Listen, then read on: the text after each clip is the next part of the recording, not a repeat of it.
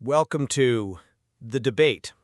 Today we're dissecting the machinery of the modern mind, or maybe a better way to put it is the digital mirror we've built to reflect it. We're talking about the neural network. Right. And it's a term that has become, completely synonymous with artificial intelligence, yet it carries this biological passport. It suggests that we've successfully reverse engineered the human brain. But when you peel back the layers of code, what are you actually looking at? A digital cortex or just advanced statistics wearing a biological costume? And that is the central tension we're navigating today. The neural network is the architecture underlying everything from, ChatGPT to self-driving cars. But its origins, and I would argue its fundamental nature, are rooted in neuroscience. The question is, have we built a model that functions like a brain, or have we simply borrowed the terminology to brand a mathematical calculator? I'm taking the position that the neural in neural network is really a relic of history, not a description of function. We're dealing with mathematical models designed to approximate nonlinear functions.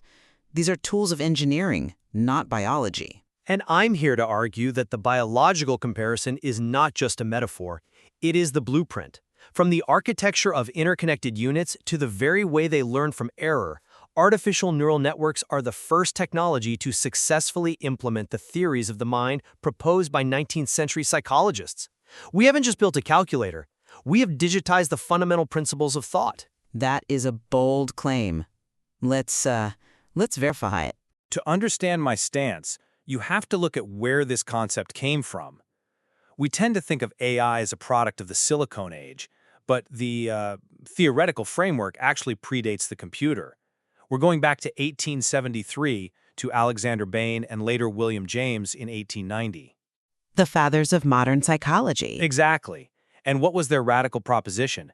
They suggested that thought or consciousness wasn't some singular, indivisible thing. They proposed that it was an emergent property, something that arises from the interactions among a massive number of neurons.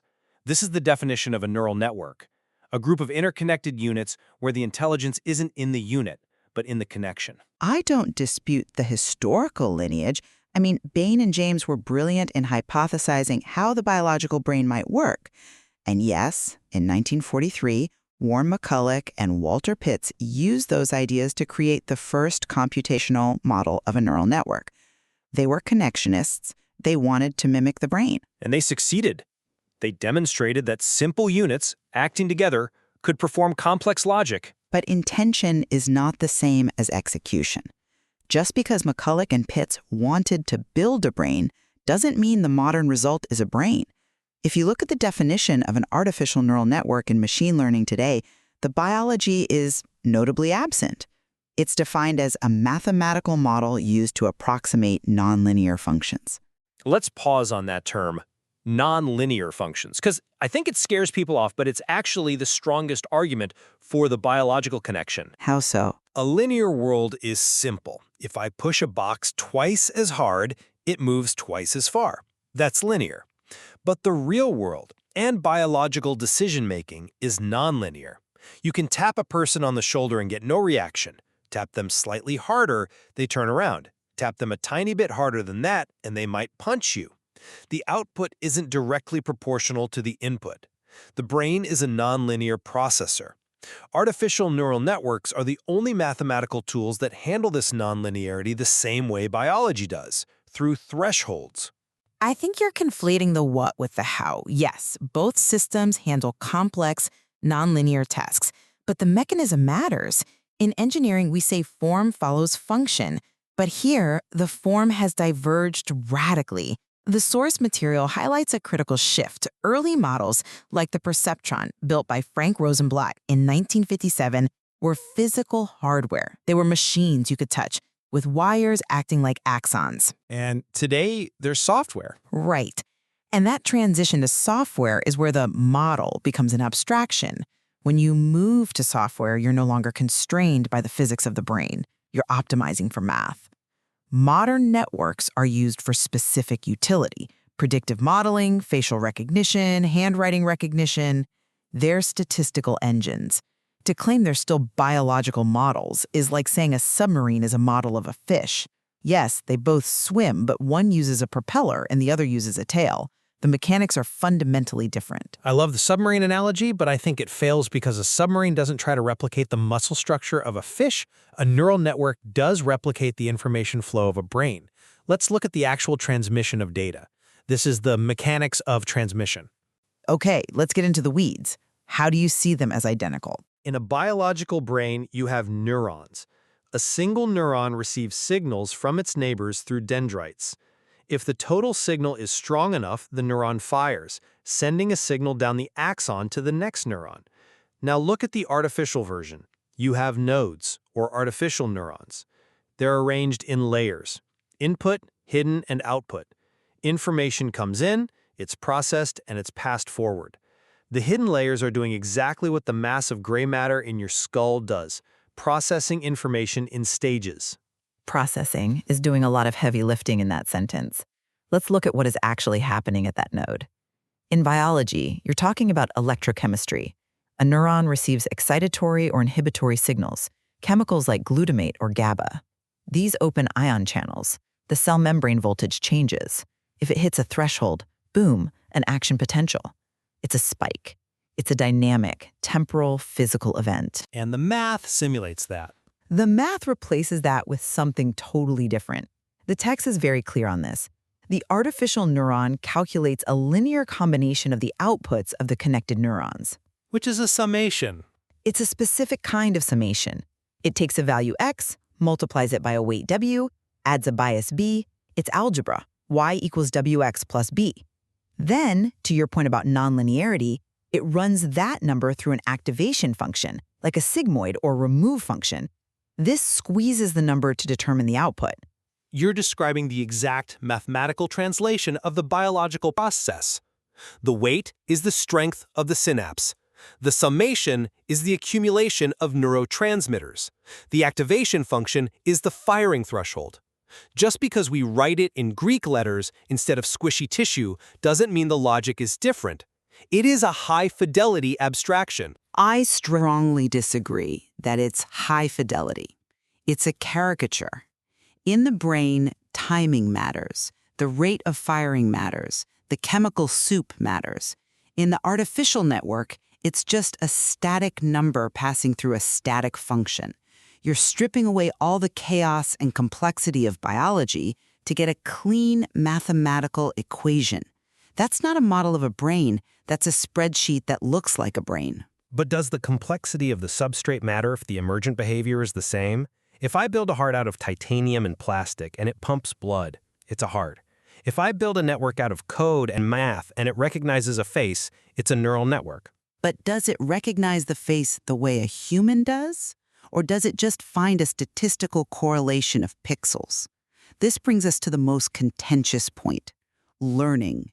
How does the system actually improve? This is my strongest evidence. We have to talk about Donald Hebb. Hebbian learning, 1949. Right. Cells that fire together, wire together. This is the foundational rule of biological learning. If neuron A repeatedly helps fire neuron B, the connection between them gets stronger. The synapse physically changes. This is exactly how artificial networks learn. Explain that connection. In an artificial network, the behavior is determined by the weights, those numbers we multiply the inputs by. When we train the network, we are simply adjusting those weights. We're strengthening the connections that lead to the right answer and weakening the ones that lead to the wrong answer. That is Hebbian theory in pure distilled code. It sounds like Hebbian theory, but the mechanism for how those weights change is radically different, and the text points this out explicitly. Artificial networks are trained using empirical risk minimization and backpropagation. Now, those are just the algorithms we use to adjust the weights. Just the algorithms is a massive understatement.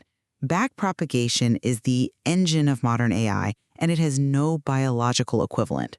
Think about how it works. The network makes a guess. It calculates the error, the difference between its guess and the right answer. Then it uses calculus to go backwards through the network from output to input, calculating the gradient of the error and adjusting every single weight to minimize that error. It's an optimization technique. It's a way to find the right weights faster. It's a cheat code that biology doesn't have. Your brain cannot freeze time, calculate the mathematical error of a thought, and then send a correction signal backwards through your axons to adjust the synapses. Biological learning is local. It happens at the synapse, in real time, based on local signals. Artificial learning is global optimization based on a static dataset. I think you're getting hung up on the implementation details again. Backpropagation is simply the most efficient mathematical way to achieve the state of learning. The end result is what matters, a network where the connection strengths encode knowledge. The process dictates the capabilities. Because we use backpropagation, we need labeled data. We need a pre-existing dataset. The text says we train these networks to fit a dataset. We show it 10,000 pictures of cats and say, minimize the error in identifying these. That is statistical regression. That is curve fitting.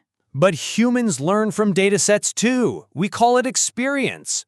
But we don't need 10,000 labeled examples to know what a cat is. We learn adaptively, physically, continuously. We don't perform empirical risk minimization on a static batch of data. We survive in an environment. The text makes this distinction clear. Biological networks are large-scale brain networks integrated into a nervous system that drives muscle cells in motion. Artificial networks are isolated software loops minimizing loss function. You're acting as if these networks are stuck doing simple regression.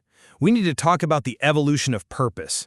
We aren't just building simple perceptrons anymore. We are building deep neural networks. Deep just means more than 3 layers, usually 2 or more hidden layers. But that depth creates emergence. The text mentions generative AI and general game playing. When you add those hidden layers, the network starts doing things that look less like statistics and more like cognition. It creates art, it writes poetry, it plays Go better than any human. It's impressive, I grant you. It connects back to a discovery by Sminyat-Chakhan in 1956 regarding retinal cells. He found that you couldn't understand the function of the eye by looking at a single cell. You had to understand the network of horizontal cells. The interaction created the capability. That is what deep learning is doing. By stacking these layers, we're mimicking the deep hierarchical structure of the cortex. We're moving away from curve fitting toward feature extraction and representation. The constraints. Even with deep learning, the text notes the divergence from biology. These systems are often brittle. They can be fooled by noise that wouldn't fool a human. They require massive energy to train. They are approximating nonlinear functions, just extremely complex ones. I think you're underestimating the general and general game playing. A system that can learn the rules of chess, then shogi, then Go without being reprogrammed, that is approaching generalized intelligence. That isn't just a calculator. That is a malleable learning substrate, just like the brain. But it learns those games to maximize a score. It's still an optimization problem. It doesn't know it's playing a game. It doesn't have agency. The biological network is designed for survival. It's chemically connected to a body. The artificial network is designed for accuracy on a test set. What about self-driving cars? That is adaptive control, which the text mentions. That is a network navigating the physical world, making life-or-death decisions in real time. That is the closest parallel, I admit. But even there, the car is seeing numbers, not the road. It's calculating probabilities based on LiDAR point clouds. It's a simulation of perception. You keep using the word simulation as a pejorative, but all models are simulations.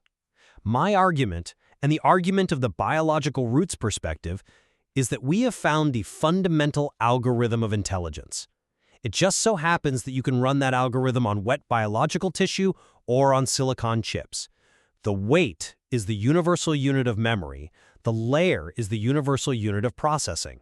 And my argument is that you've found a mathematical trick that produces results analogous to intelligence, but through a fundamentally different route.